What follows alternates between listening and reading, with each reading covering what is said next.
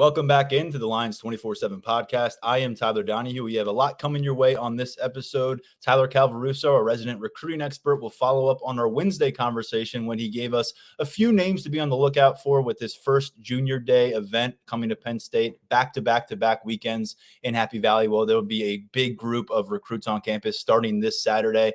Calvaruso is going to join us again a little bit later on this episode with a few more names to focus on as we set the stage for that event. It looks like it's going to be a big one. It's snowy here today and Friday. Fortunately, the storm maybe came a day early in terms of trying to get recruits safely to campus. So plenty to come on that. But we begin this episode with a familiar name, a familiar face for Penn State football fans and followers. And Kaden Wallace is set to join us. He hopped on this podcast prior to Penn State enrollment as he was concluding his career at the Hun School in Princeton as a top 24/7 prospect. And now he joins us just a few weeks removed from the end of his Penn State career, which featured 4 years as the starting right offensive tackle. And set to join us now. As I said, it's snowy, it's cold, it's cloudy here and in his old home base. And now he's down in Phoenix, Arizona, where it's sunny and warm, getting ready for the NFL. Kaden, thank you so much for hopping on with us. And I hope you're enjoying that change of pace with the weather for yourself. I truly am enjoying it. Thank you for having me.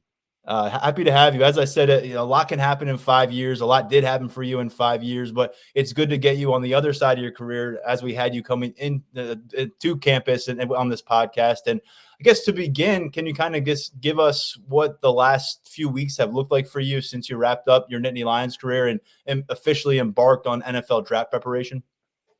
Yeah, so I've honestly just been really focused on my combine training and getting my nutrition, my recovery, my strength, and my drills and stuff correct. So I've been having a really great time out here in Arizona, really enjoying working out at Exos with all these guys, and we're just really enjoying it. A lot to talk about with your career, but is it a strange transition going from being one of more than 100 guys in a locker room for the last 5 years of your life, and before that being part of a high school community and a high school locker room, to go to kind of being a mercenary of sorts right now? You're individual, you're kind of working a lot, I would guess, away from the crowd. Is it a bit of an adjustment? It is a small adjustment for me, especially being the type of people person that I am, having so many teammates that I'm connected with, and then going from that to being in the desert, working out with guys I don't really know. So I've ended up building great relationships with the guys out here, and it is sort of like a team environment already. But definitely not being with my guys has been a big change for me. Are there any Penn State guys down there with that same workout facility? Yeah, I'm out here with Chop Robinson. Okay, and then I'm going to ask about him a little bit later because I know you two sharpened each other up the last couple of years in the practice field. But going to your NFL draft outlook, how much did that realistically change in 2023 for you, based on the feedback you've received, based on the feedback maybe Penn State coaching staff received? How much did you help yourself in that regard in 2023? From what I've heard, I helped myself out a lot.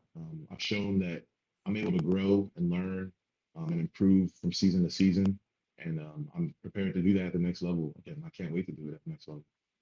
Your growth season to season is something that has stood out. And certainly your senior year, as a fifth-year senior, whether you look at Pro Football Focus ratings or just the words out of the mouth of your coaching staff and teammates, it's apparent that you made a leap. Can you kind of talk us through? I know you and I have had conversations over the course of your last season here and dating back to Atlanta in December. But for our listening audience, what do you think was really at the forefront for you in making those market improvements as a fifth-year player?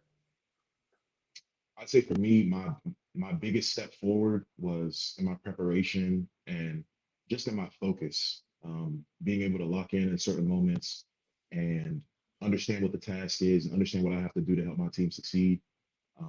It just really helped me take a major step forward this year. And then, like I said, in terms of preparation, the amount of film study that me and Olu and the other guys have done this year is paramount to the other years. So I think that really helped us out as a unit. Was there a moment where the switch kind of flipped for you, or you had an internal dialogue, or was it just a progressive, natural thing, or maybe it was a hard conversation with a member of the coaching staff last winter? Why was this year, and you were talking about it back in the spring even of 2023, that you just felt like you brought a new mentality to the field, to the game? Why did that happen? I think with just life in general, like I kind of just realized that there's no one coming to help me or save me or anything like that, and that it was all on me to lock in and achieve my dreams and achieve my goals. You finished out the previous season in 2022, getting back in the Rose Bowl after missing, I believe, the final 5 games of that regular season. So how would you describe your status, your kind of confidence level going into 2023, considering, there was openly going to be some competition for that right tackle job, which you had held for some time. And you were coming off of a stretch for the first time in your college career that you weren't available to play. Yeah, I mean, I definitely, when I got on the field in spring ball and in camp, I wanted everyone to know and feel comfortable that I'm that guy. And I feel like I did that. And in that same breath, that really helped me out with my own confidence and my own skills. So it was really just a big improvement from the time we got back in 2023 and did our winter workouts and spring ball to now. How would you assess your body of work through your first 4 years in Happy Valley? 3 of them as a starter. I know that you've been self-critical at times, especially this year looking back, but how would you kind of sum up your first 4 years, the success, the struggles, maybe the roller coaster nature of it? Yeah, it was definitely a roller coaster. But I feel like that's what the game is, to me at least. I've never heard of a good story where it's all up the whole time, you know? Like there's no good superhero movies or any action movies where nothing bad happens the whole time. It's just we're winning, we're winning. Like, you know, I feel like the down part is what propelled me into coming up. And I'm so grateful for every challenge that I've had and everything I've had to overcome throughout my time. I appreciate that perspective. Good analogy too. And what do you take most pride in? And now that you have a chance to kind of catch your breath a little bit, I'd imagine, and look back at your Penn State career, and that will happen more in the years to come as it sinks in further. But what are you particularly proud about the way you finished your time here on campus? Um, I'd say my ability and really most of the offensive line's ability to protect Drew in his first season. He wasn't getting a lot of hits at least me personally, I would have given him in years past. And Drew being such a young quarterback, I want him to feel comfortable back there. So looking back on it, I'm just happy that I got to be a part of something bigger, honestly. I mean, the sack numbers were pretty insane. Back in 2021, which was your second season as a full-time starter, Penn State ranked 90th nationally and last in the Big Ten, giving up 34 sacks. This past season, I should say, top 20 nationally. Time is Phil Troutwine. So can you take us inside maybe the evolution of this room under his guidance? Yeah, Trout, I mean, from the ground up, from the first day that he got on campus, we bought in, and that's really what it boils down to. He had a mission, he had a clear mission, and we followed it. And I mean, it's clearly working. Like the stuff that he teaches us, the type of techniques, whether it be mental techniques or physical techniques, he's an amazing coach. He really is. If I recall correctly, he gets to campus and then 2 months later, COVID strikes the United States, and you actually don't have a padded practice under Phil Troutwine's direction until maybe October of that year. So what did that start to the process do to the group, and how were you able to kind of collectively, year by year, kind of recover from that and build off of it? Well, Trout did a really great job when he first came in of giving us like homework and things so that when we were able to pad it practice, it wasn't like we were starting from the ground up. Like he gave us videos about the drills we were going to be doing, and like we were locked in. Like we just had so much energy and intensity towards the process that like his his leadership just propelled everyone, and we carried it out throughout each season. And just being able to connect with him on a deeper level than from coach to player is, I feel like, is what really sets our room apart. Also in that room and in the room's leadership, you added Frank Leonard a couple years back, and he's a guy that has, about 4 decades of coaching experience. It extends to the NFL. It extends to various Power 5 programs, and he had worked with Phil Troutwine previously at Boston College. What did the addition of him to that staff? And he's a guy that I've loved seeing at the prospect camp. He's a yeller. I'm sure you're well aware of that. What's the element that Frank Leonard provides in that room, and how does he and Troutwine kind of maybe play off each other? Because Troutwine's a guy that I'm not sure I've ever heard really, really, truly shout and yell at a player. And I've seen Frank Leonard almost exclusively do that when he communicates with players.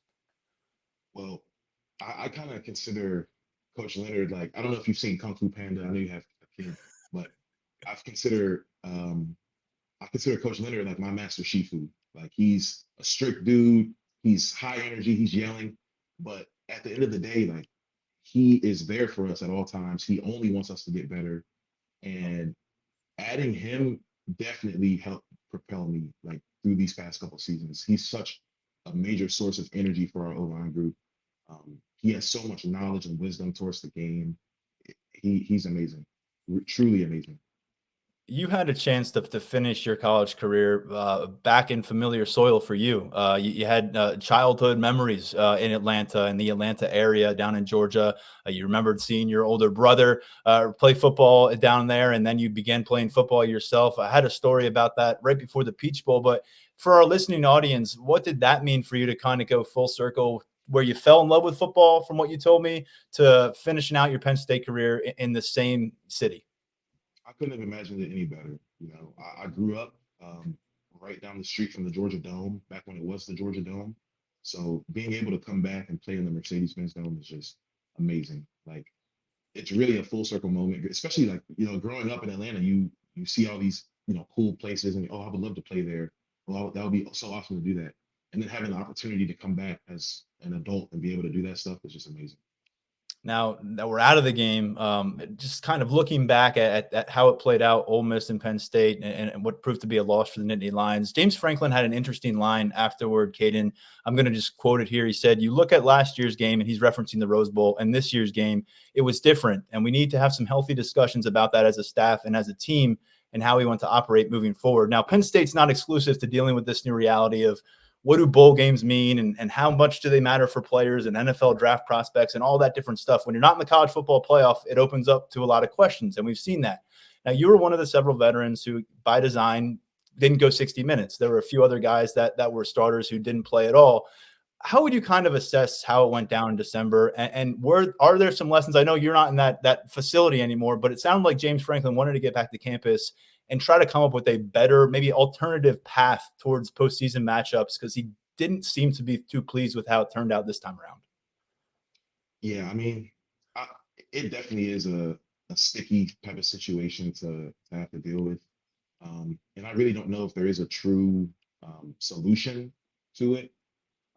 But I do feel that, I played a little bit. Like I do feel like it's important sometimes that if you're in a position to do so, to play your last game with your guys, or do as much as you can in terms of practicing and getting guys better and getting guys prepared to go out and play. But it is a very sticky situation. And I want to ask about the guy who filled in at right tackle when you stepped aside. But first, I want to kind of establish a timeline, because Anthony Donka told us he didn't really take any legitimate practice snaps at right tackle until after the regular season. He started piling up for him. But when did you kind of know, along with the staff, what your role was going to be in the Peach Bowl? Like, when was it pretty firmed up that you're going to be out there for the first half, and then beyond that, it's likely to be Anthony Donka's show? It was pretty early on that the coaches knew. I was very transparent with Coach Trotline and Coach Leonard about what my plans were, and we kind of bounced ideas off of each other and compromised, and we got to where we were.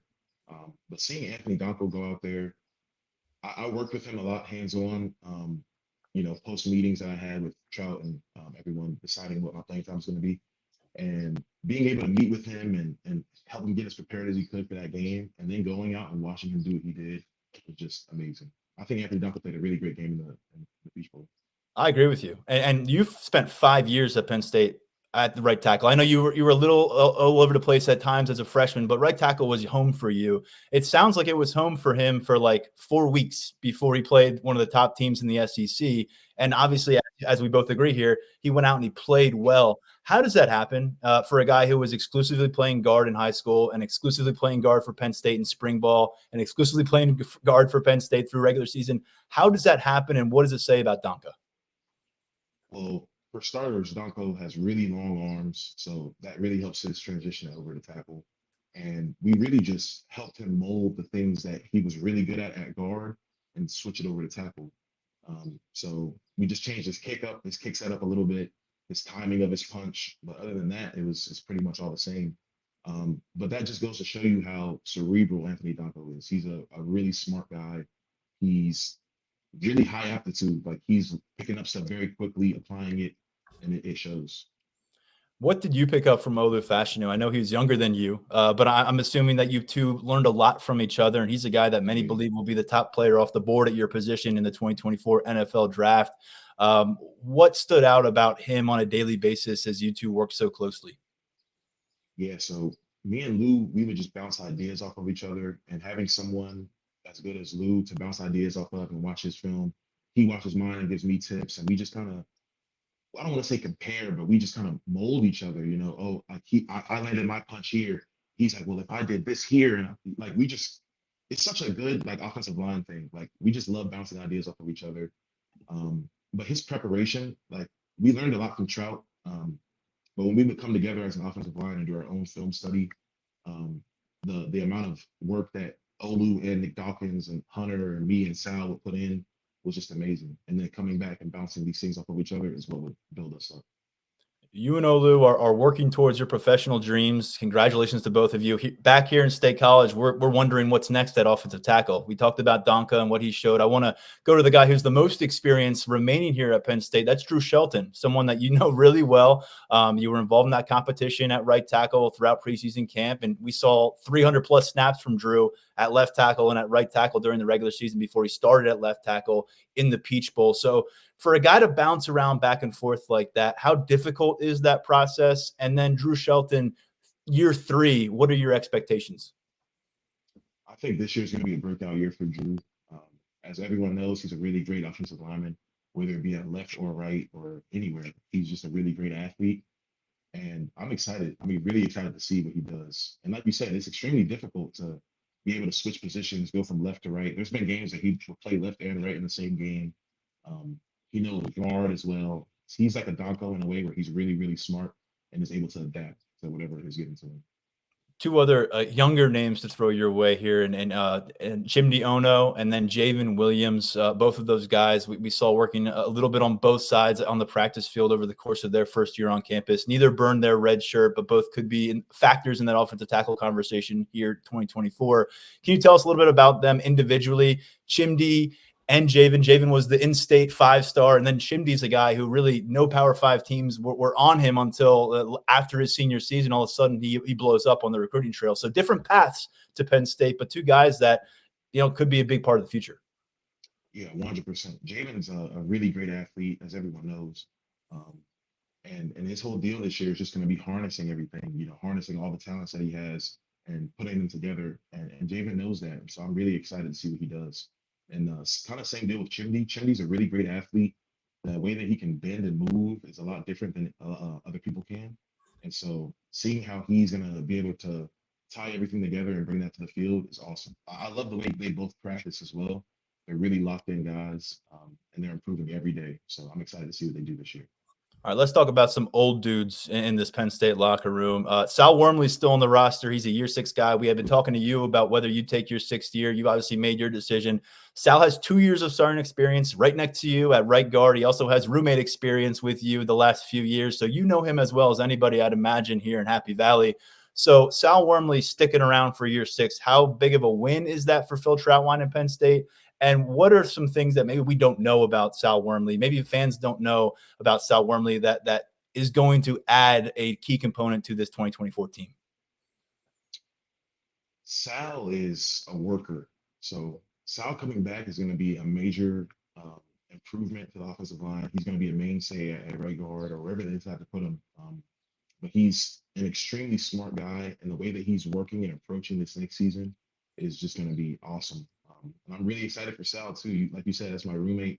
It was a little somber moment having to leave him, but he's doing well. So I'm keeping in contact with him, make sure he's doing good. So really miss him. Really miss him. I know you'll miss him. And the other guy that I'm sure you'll miss is Nick Dawkins, because who doesn't love Nick Dawkins, right? And he's a guy that got a chance to really gain some momentum here as the backup center in 2023 after missing most of his 2022 year with an injury. You probably spent a lot of time with him with the trainers in 2022 that fall. So here in 2024, there's a few names that could be in the mix for center, but certainly with his personality, with his experience, and with his age now as a year 5 guy, he's in the spotlight at that spot. What do you make of Nick Dawkins, the offensive lineman, and Nick Dawkins, the locker room presence?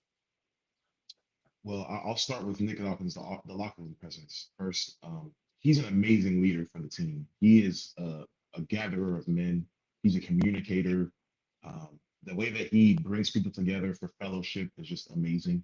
And he really, really drives the culture of our program, um, probably more than anyone else that's a player or on the staff. Like Wow. Nick is a true leader. Like his future is through the ceiling, and I'm very excited to see what he does on the field this year as well. The way that he's been developing throughout this past fall has been really, really great. Trout and him have been really delving into work together to get him prepared for starting a new position or starting a new line, next year, a new set of guys next year. So he's really, really good. I'm excited to see what he does as well. Talk about that leadership presence with Drew Aller. What did that look like? The evolution from when Sean Clifford leaves campus last January after the Rose Bowl to where we are now when you leave campus and you're kind of moving on to the next phase of your career. What did you see from Drew Aller in that elevation as a leader and generally as a commander of an offense? Yeah. So when Drew first got the job, or was slated to get the job, he knew that leadership was a major point. So he never really wavered, in the beginning. He was never a bad leader at all. He was always very vocal. And throughout the spring ball and fall camp and throughout the season, he's just improved. He just started stacking and learning how to communicate better. And like the way that he's taken this team is just really awesome. I'm curious. He's a guy who had a lot going for him for a long time. A five-star guy, number one quarterback in the country here at 247 Sports. Did some really good things as a freshman, and he did some really good things as a sophomore. But there were moments of adversity that I don't know that Drew has faced. Especially in such a spotlight. The Ohio State game, the Michigan matchup, and then having the offensive coordinator dismissed during the season, who was also the quarterback's coach. How did you see Drew react to the tougher times in his first year as a starter? Well, I'd say that everyone can see that Drew's not a freak out type of guy. He's a very calm, cool, collected type of person. So when things happen, Drew is staying the course. He's staying focused. He always keeps his head in the game. He's never wavering. And I feel like that's going to propel him through his next year here. Finish with just a couple more here for you, Kaden. Thank you so much for your time. What is your outlook regarding this 2024 Penn State offense and really the team overall? You know the ins and outs of it. You have a pretty good feel, I'd imagine, for who's on the rise. What do you feel about the capabilities of this Penn State offense and then expanding it a bit, this 2024 Nittany Lions squad? I think the sky's the limit. With the guys they're bringing in through the portal and the addition of Coach K, it's just the sky's the limit. I think these boys can do anything. But I think they can win it all this year. And if there's any year to do it, it's this year. We're bringing guys back. Um, we're starting to stack different positions. I'm excited to see what they do. And to be an alumni and be able to cheer on my guys is going to be really awesome. What would you say is maybe the biggest advancement of the program from when you set foot on campus as a freshman to right now, at least based on your perspective? I would say NIL, but that would be an easy way out. I'd say our our leadership. I feel like in the past we would have, three guys or three or four guys be leaders. And I feel like now everyone in their own right is a leader. And we have like a really good chain of command, I'd say, where it's very structured and people know who to look to for certain answers. And it really flows well. And another big aspect of that on that same breath is that our old guys are really, really helping out our young guys now. We're super hands-on. We're hanging out after practice and hanging out for hours upon hours to learn and bounce ideas off of each other. And I'm telling guys what I've learned from my freshman year to now. And I'm really thinking that that's going to really help out guys in the future. Is there a guy that I haven't mentioned or you haven't mentioned on this during this conversation that you want to call your shot right now and say is going to be a breakout kind of player in 2024? Anyone come to mind on either side of the ball? I'm going to say Khalil Dinkins on the Okay. tight end room. Me and Khalil have been bouncing ideas off of each other, sharing different motivational things. Khalil's very, very locked in right now for these winter workouts and this upcoming spring bowl. And I'm very, very excited to see what he does. He's already done great things on the field, but I'm excited to see him step up into the spot that Theo's leaving, and just him and Tyler being together on the field is going to be really, really awesome. As you prepare to take on NFL pass rushers in the future, what did working against first team all Big Ten defensive ends, Adiza Isaac and Chop Robinson, and I know you're working with Chop Robinson now down in Phoenix, but what did that experience the last couple of years, and specifically as a senior, do to set you up for what is awaiting you at the next level? Yeah, so just being like you said, first team all Big Ten guys, being able to go against them every day in practice has been really, really great for me. And we all have great relationships, so being able to talk to each other about different techniques and, oh, I'm gonna swipe when I see this, and I'm gonna long arm when you give me this. That really, really helped me out a lot this season, and in the seasons past as well. So I'm excited to continue to work with guys like Chop and Adisa in the future as well. And Denai, me and Denai have had a great business relationship on the field and a great personal relationship off the field. So I'm excited to see what he does this year as well. And let's finish this with this. What do the next few months look like for you before you ultimately find out where you're headed, your destination, your new uniform? What are you looking to accomplish, and what's kind of on the schedule for you? I got the East West Shrine Bowl coming up on February 1st down in Dallas, Texas. So I'm really excited for that. Be able to put on some pads again. It's only been like a month, but it's a month too long for me. And then right after that, I have the combine coming up at the end of February. So I'm very, very excited for that. Be able to showcase my athleticism, be able to meet with teams and show them who I am. And then after that, continuing to train, getting ready for the draft. Yeah, well, if I don't see you before then, catch you at Pro Day back on campus Sure. in a couple Pro day, months. Yep. pro day as well. Pretty important day on the calendar as well for you. But I appreciate all the conversations when you were here on campus and before you were here on campus, when you were back at the Hun School, and be following you very closely in the years to come, Kaden. But really happy to get you on as you embark on this new journey, and keep up the good work down in Arizona. Yes, sir. Thank you so much for your hospitality over these years that we've known each other. You're an awesome reporter. You're one of my favorites. I've said this out loud to the guys on the team, to the coaches, but I really appreciate your work that you've done. And I think the media gets a bad rep sometimes, but I feel like you do your job very, very well. You're not a trickster. Like, I love you. Like, you're a great reporter. You're amazing. Thank you. Thanks, Kate. Make sure to work us down to those younger guys on campus now, because they make sure that they're willing to talk with us down the road. But I appreciate it, man. Those are very kind words from you. And we'll catch up soon, okay? Yes, sir. Appreciate it. All right, take care. Great stuff from Kaden Wallace, who will be getting ready for that draft in the months to come. We're going to get right into it on the recruiting trail now with Tyler Calvaruso picking up the conversation from Wednesday. And Tyler, you just heard from Kaden Wallace, and it's remarkable. It makes me feel old every time we have these conversations. But guys that I covered coming out of high school, and now they're going to the NFL, and that list is getting longer the longer I stay here on the Penn State beat. But we're going to focus on the future, because we've got high school juniors about to embark on a trip to campus this Saturday, the following Saturday, and the following Saturday. You have been very busy all week covering this, and really all month tracking down confirmations. So is Brian Doan and Alan True and Steve Wiltfong in our network. But we weren't quite satisfied with this the Wednesday conversation, because it's such a long list of attendees that we're going to dive in a bit more.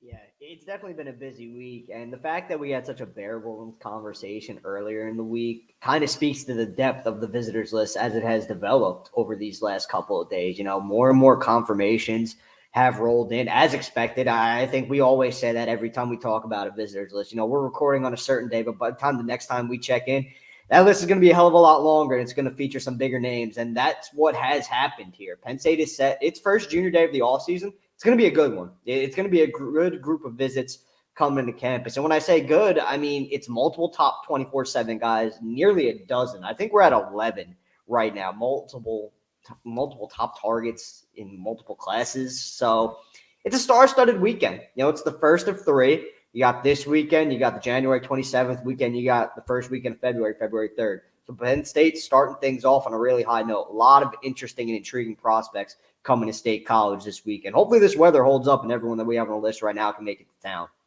Yeah, I know my road's currently getting cleaned up. So hopefully all the roads around town are, and they're able to avoid any kind of storm interruption with this planned event. And this is one that's going to feature dozens of prospect visitors. Tyler Calvaruso has a full rundown of that for our VIP subscribers at Lions247.com. He'll continue adding to it between now and Saturday if any more confirmations come in. So we're not going to go down that entire list right now. It wouldn't be fair to our VIP subs, and it wouldn't really work out for the length of this show. But we do want to spotlight, like we did on Wednesday, a few of the featured names here that are coming to campus. And I wanted to begin our conversation, Tyler, with a committed player. We're going to get into some more local targets and guys who are not committed yet. But at the quarterback position, Beckham Kritza out of Fairview High School in Boulder, Colorado. He committed to the Nittany Lions back in November, very shortly after Mike Yurcich was dismissed as the offensive coordinator and quarterbacks coach. So a chance here to build that rapport with Andy Kotelnicki, the new offensive coordinator, and get around some of his commits. This is an important one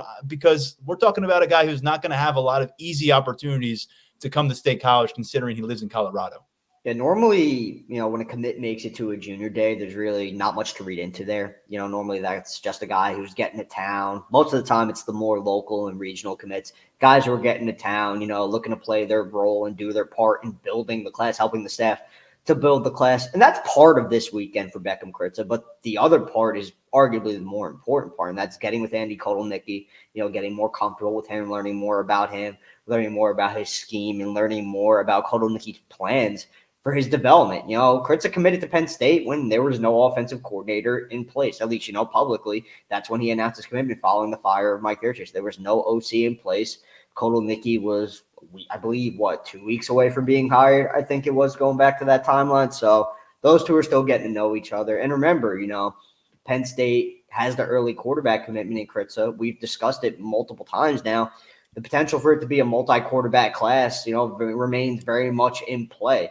So Kritza getting to know Kotelnicki and, just getting more comfortable with the rest of the staff. He already has good relationships in place in State College. So really just getting back to town, getting back with those guys. And again, catching up with Kotelnicki and getting more comfortable with him. That's probably one of the more intriguing storylines about this weekend. And again, it's rare that we're diving deep into a storyline surrounding a commit for a junior day, especially at this point in the offseason. Yeah, and just I actually misspoke. I said that he committed, then Mike Yurcich was dismissed. He was on campus for the Michigan game, which proved to be Mike Yurcich's last. Mike Yurcich was fired on that following Sunday, the next day. And then I believe Kritza committed Monday. I mean, it was like bing, bang, boom. And all, it was like kind of a strange order of things to progress to end up with a quarterback pledge. But that's the way it worked out. And we'll see what happens this time. Danny O'Brien, obviously a focal point for them at the quarterback position. He'll be awaiting the arrival on campus of Beckham Kritza. Let's dive into, I know what's more intriguing for a lot of our listeners and readers out there is the guys who have not yet announced any kind of commitment. We got a few to work through. Let's go with an in-state lineman here that we have covered quite extensively on the podcast because we got a long look at him the day he got his offer at a Penn State prospect camp last summer. That's Josh Williams, who initially was planning to be in Tuscaloosa for an Alabama visit. And maybe things would have materialized a bit with the Crimson Tide this weekend. But following the retirement of Nick Saban and kind of things being in flux at Alabama, he has opted not to make that trip. He'll be at Penn State this weekend. He has a few more coming up, and I'll address those in a moment. But big opportunity here for Penn State to refresh a bit with Josh Williams out of the Haverford School here in Pennsylvania. And as we've said, class president, 4.0 GPA kind of kid, and he runs a 5'1" at 300 pounds as a high school junior. There is a really intriguing combination in place here with Josh Williams. Yeah, and he had a really good junior season. That has kind of entrenched him as, one of those names on the 2025 board that Penn State really would like to bring in and ultimately land when that time comes. The staff saw him play in person. I believe it was either late August, early September when Haverford School played Imhotep. And, he was impressive that day. The junior season film wound up checking out. And, like I said, he's definitely wanted in State College. Admittedly, I've toyed around with the idea of tossing in a crystal ball pick for Penn State to land Williams. He comes from a Penn State family. He's got a good relationship with the staff, specifically Phil Trotwine. I mean, he visited for 2 games in September. He visited for the season opener against West Virginia, made it back to campus for the whiteout against Iowa later that month, and had a really great time, great experience, both visits. So, you take all of that into account, you factor in where he is on Penn State's board, and you think, maybe it's time for a prediction. I'm going to hold off. I do think Penn State is in the best spot right now to get this one across the finish line. But the fact of the matter is, it does seem like Williams wants to make some other visits. He's, like you said, he's got a couple lined up. He's going to be at Michigan next weekend. He's got A&M, which just offered. So that's notable. So clearly, he's open to new suitors. Texas A&M just jumped into the picture for Williams here recently. He's going to be making it down to College Station on February 3rd. Florida's in the running to get a visit from him. And you mentioned the former Alabama staff. Had he made it down there for that visit, definitely a realistic possibility that could have led to an offer from the Crimson Tide. And that would have been a big one in his recruitment. And, we're going to have to see if the new Alabama staff winds up circling back with him. And then we have to see which other programs jump into the mix in the coming weeks and months as well. But, this is a good opportunity for Penn State. It's kind of one of those instances where you're getting him back on campus at the right time, in the sense that you're getting him on campus before these other programs who are heavily involved in his recruitment do. And it's just another opportunity to continue building the relationship and kind of separating yourself from the field if you're Penn State. Because, again, I do think, based on all the feedback that we've received, Nittany Lions are probably on top for Williams right now, but you've got some other programs pushing. So it's going to be one we're keeping a really close eye on coming out of this weekend. Two more notes to mention on Williams for maybe people who weren't tracking his process with us in the summer when we were discussing it on this show. But he comes from a very Penn State leaning family, especially dad. Dad is a big Penn State fan. And I can tell you, when his dad and his mother as well, who's become through marriage and over the years a Penn State fan in her own right, and sitting down to watch games together is something this family does over years. And Josh Williams, long before he became a Penn State target or even a big-time football player at the high school level, was following Penn State football. So there is some roots in place there. And I'm curious how much it's going to be tough for another squad, another staff to shake him away from that kind of a situation. And the other thing here is Josh Williams is not that far removed. A conversation I had with him back in June or July following that Penn State offer, he had said, coming out of his junior year, he thought that the Ivy League was his ceiling for football, which it's a hell of a ceiling for a lot of different stuff, the Ivy League, but not necessarily for football. And so that has changed. The teams that we're mentioning, Michigan, Alabama, Florida, A&M,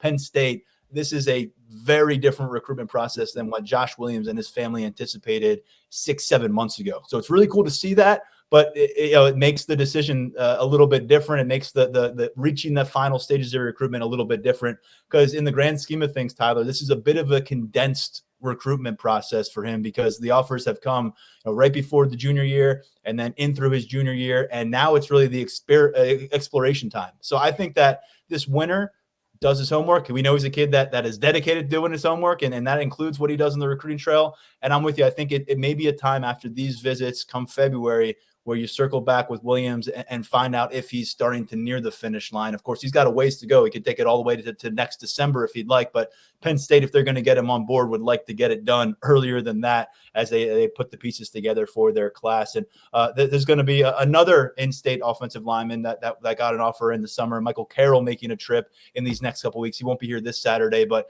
Penn State getting its shot at some in-state offensive linemen. And Tyler, where else do we want to go? I know you sent me the list. I want you to take us to the next one, because where do you want to segue to? There are a lot of different places we go. We might as well stay in state for now. And you're actually going to talk about an unoffered prospect right now. There are a bunch of recruits who are making it to campus. I touched on it earlier. There are a lot of priority guys who have had offers for a long time. And, and that goes for 2025 and 2026 targets. But there's also a really interesting group of uncommitted recruits making it to town. I mean, Marco Jones from California is a top 100 linebacker who's making a cross-country trip without an offer from the Nittany Lions. He's going to be in town. Nolan Davenport's an intriguing offensive tackle from Ohio. He's new to the position. He's a high 3-star recruit. He's kind of got some of those traits Phil Trotman likes in his tackles. He's athletic. He's got a high ceiling projection-wise. He's mobile. The athleticism is there. But the one guy I really want to talk about right now is the in-state tight end, Andrew Olish. He doesn't have an offer from Penn State right now, but he's on the Power 5 radar. He has multiple Power 5 offers, and the Nittany Lions have been keeping a pretty close eye on him. He's got a lot going for him in terms of pass-catching ability, athleticism. When he's been around a bunch. He's visited multiple times, attended multiple games this past season. And, when he visited, he was a little bit on the lighter side for a tight end. I believe if we go back and look, he was barely tipping 200 pounds on the scale. He was probably around that 195, 200, maybe 201 range. But I got the chance to catch up with him earlier this week, and he told me he recently I believe it was earlier this week, he weighed in at 212 pounds. So, the physical development is taking place. I think that's an important aspect of his recruitment. And, point blank, he's been very open about what a Penn State offer would mean for his recruitment. I think it would shake things up for him in a really big way. So he's going to be a guy that I'm keeping a close eye on coming out of this weekend. One of many I'm going to be keeping a close eye on coming out of this weekend. Ty Howell has put Penn State in a position to take some pretty big swings at tight end, given what he has accomplished on the recruiting trail. You've got Luke Reynolds, who developed into a 5-star recruit. Andrew Appia was one of the best tight ends in the nation in the 2023 class. So there's a big group of tight ends that Penn State is after.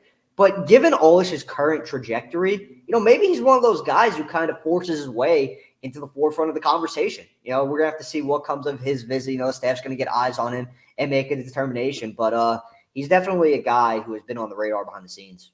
Yeah, and at 6'5" out of Southern Lehigh High School, up to about 10 offers, a few of them from the Power 5 level. We'll see what Penn State chooses to do here with his recruitment process. It is going to be a big weekend, though, for tight end recruiting, which isn't surprising considering the attention that they have created with that position. Every year, their starter at that position seems to end up as at least a day 2 pick in the NFL draft. That's what we expect for Theo Johnson again, probably as he makes his exit. And then Tyler Warren's going to be set up for NFL success down the road as well, returning as a starter in 2024. But Luka Gilbert is a big-time player that we're expecting on campus out of Lakota West High School in Ohio. He's a 6'7", 230-pound 4-star tight end prospect. So just an example there, but a good call with Olish. It's not always about the splashy, highly rated guys with these junior days. So much of it is about, is this the moment? Is this the interaction? Is this the day that gets you to the tipping point? And all of a sudden a guy goes from being on your peripheral to being on your target board. And then these are the kind of events that can change things a bit.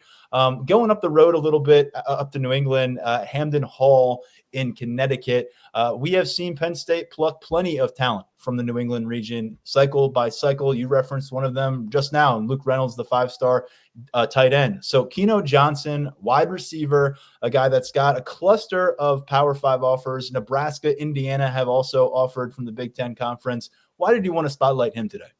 Johnson camped at Penn State during the summer, and he was very impressive. He probably did enough to earn an offer that day, but the Penn State staff decided to, monitor him from that point on, see how the junior season went, and his tape definitely checked out. He's another guy who's undergoing a pretty solid physical transformation.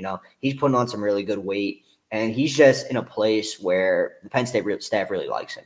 And getting him back on campus, again, get eyes on him, see where he's at, see how the relationship comes together, because he hasn't been back for a while. That camp, I believe it was the final prospect camp of the summer in late July. That's when he was in town. That was the last time he was in town. But he has spoke very highly of wide receivers coach Marcus Hagans, and he feels Hagans is a guy he could work with and, kind of take his development to the next level. So there's definitely some mutual interest between Johnson and Penn State right now. So getting him back, yeah, that's another one that's going to be kind of intriguing. He hasn't drawn a lot of attention. He doesn't have a ranking on 247 Sports just yet, but pretty good player, had a pretty good solid junior season. The testing numbers were really impressive, and we got the chance to see him in person, and he was winning his fair share of reps that day. So I could see why this offer went out, and I could see why the level of interest is where it is right now. Bigger frame for a junior in high school. It's 6'1", 190 pounds at the receiver position. Not as big though as Lyric Samuel, who's 6'3", 175 pounds. He's got some filling out to do a little bit, but the height is there, the length, the extension, and he's somebody that really stands out when you pop on the tape. We got a chance to see him, I believe, at a couple camp events last year, at least one, and he's just somebody that he's a matchup issue, and I assume he's going to continue to keep growing here as he's only 3/4 of the way through his high school career. All that being said, he's considered the #1 player in the state of New York for the 2025 cycle. He's out of Erasmus Hall in Brooklyn, New York. And this will remind you that Penn State signed one of the premier players out of New York last cycle, and that was also a wide receiver in Josiah Brown. So what do we make of Lyric Samuel, his body of work as a prospect to this point, and where he might stack up on Penn State's target board at a really important position? Yeah, Penn State's done pretty well in New York recently. You mentioned Brown, Ty Blanding, the 2023 class. So could Samuel be the next guy? Erasmus Hall is not a program Penn State has traditionally had success at, but I like where things are trending with Lyric Samuel right now. He's another guy who's, junior season film wound up checking out. Penn State staff would welcome him on board right now, as far as I know. So, getting him back to campus, he's visited Penn State a bunch. You mentioned the camp. He was at that second Elite Showcase prospect camp back in June and did a lot of good things that day. Kind of solidified his standing on the board for the staff as a guy like, hey, look, we really like him. We like what he could potentially bring to the table here. You mentioned the frame. That's a point of intrigue. Big-bodied wideout on the outside could definitely add something to Andy Koldenicki's offense and Marcus Hagan's wide receiver depth chart in that regard. He doesn't have a ton of offers right now, which kind of surprises me to some degree because I think he's probably a better prospect than his offer list might indicate. But Penn State staff likes him. He's going to be back. I believe this is going to be his 7th trip to Penn State. It's either his 6th or his 7th. I'm going to have to go back and cross-check that. But he's been to State College a bunch. I think that speaks to his level of interest. And the relationship between him and Hagan's is pretty good. So that's definitely another one. One of many. Again, you got to keep an eye on coming out of this weekend. Let's finish this list up on the defensive side of things. Another 4-star prospect on the list here, and a top 150 prospect actually in 24/7 Sports Assessment. Trent Wilson out of Dr. Henry Wise High School in Maryland. He's been at a few different schools over the course of his prep career down in Maryland. That's where he is now, and he's got a busy schedule upcoming. He's got Penn State this weekend, going to Florida State next weekend, staying home in a home state to visit the Maryland Terps on the first Saturday of February for their junior day. And then he's planning on going to Oklahoma in March. So there is, I think, 25 to 30 teams on his offer sheet. Penn State has had him on campus a couple times, going to get another chance here. I think Penn State's stacking up some positive things in this recruitment process, which is clearly national variety.